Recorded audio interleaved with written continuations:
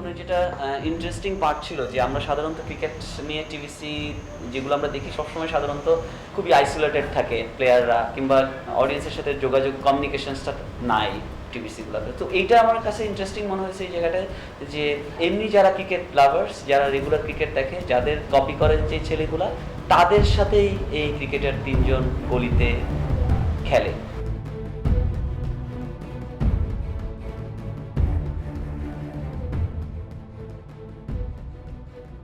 Normally রবির সাথে কাজ করে আমি অনেক খুশি এবং কাজ করে অনেক মজা পাচ্ছি, এনজয় করতেছি।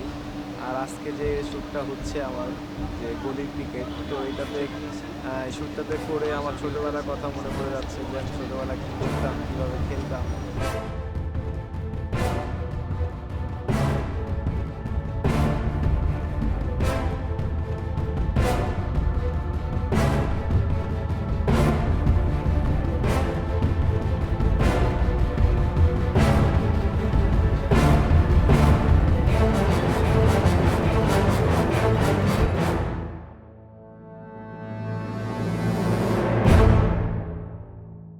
মাঠে হিরো হইতে পারো, বাট দিস ইজ গলি।